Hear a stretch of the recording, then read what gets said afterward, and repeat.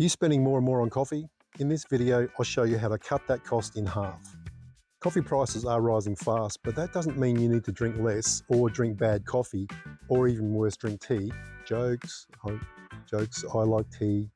What if I told you you can roast your own beans at home using simple tools, probably things you already have in your kitchen, and that you can make delicious coffee for about half the price?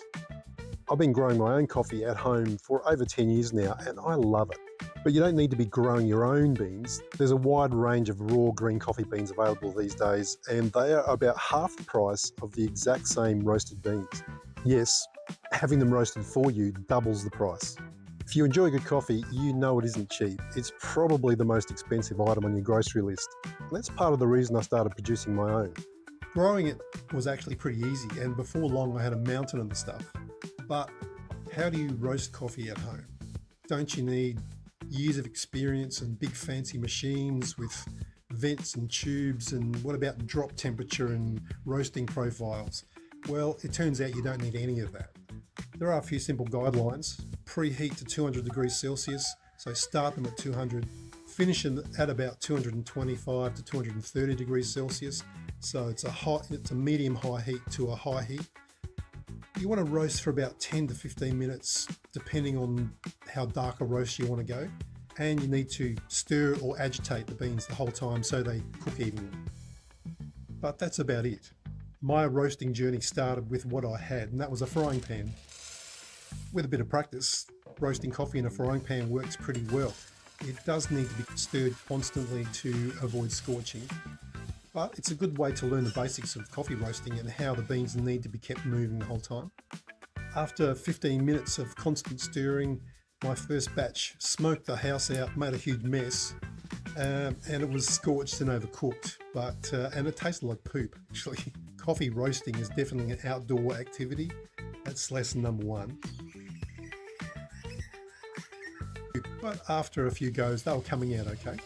I don't recommend the oven. You can't easily stir the beans. They end up unevenly roasted and they won't make great coffee, and you still get the smoke and the mess.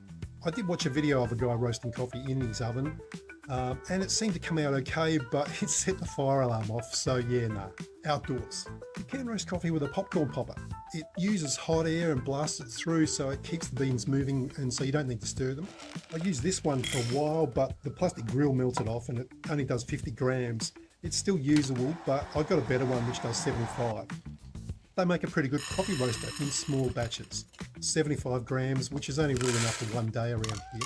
In other words, roasting every day. But I don't want to be roasting every day. I needed 10 times that amount. If only I had a large outdoor cooker with plenty of grunt and room to do a bigger batch. Turns out quite a few home roasters use barbecue grills, and there are many variations. I spent a while going through and looking at a lot of these home barbie setups. Some require heat-proof gloves, some have awkward jerry-built motors to run them. Some of them look like they were losing all the heat because you had to fiddle around to get the coffee into it. And none of them let you easily monitor the roast. So I took some of the best ideas and simplified them and modified them into my own setup. After a bit of trial and error, here's my custom rig. A second-hand 4-burner barbecue with a window, a rotisserie, and 2 peanut roasting drums. No gloves needed, easy to load, easy to empty, very little heat lost, and it can hold up to half a kilo. Designed for larger outdoor batches, it took a few tries to get it right. The first batch looked a bit burnt, tasted like charcoal. The second batch was undercooked, had a weird sour flavour to it. But by the third batch, I hit the Goldilocks zone. A nice, even medium roast with a sweet, chocolatey, nutty flavour, and a burst of floral notes when you first pour it. And I can roast 600 grams in a batch.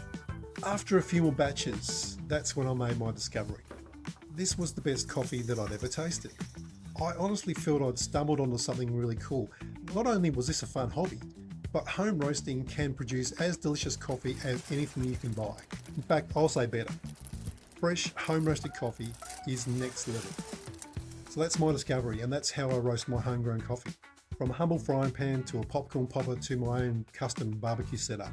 Each method taught me something new, but these days, after hundreds of batches, I get consistent roasts and enjoy daily delicious coffee.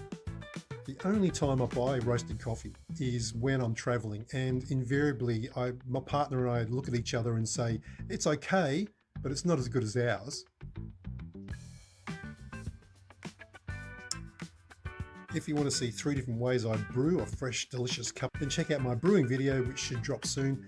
And if you enjoyed this video, then please like and subscribe so you don't miss the next step in the journey. See you soon.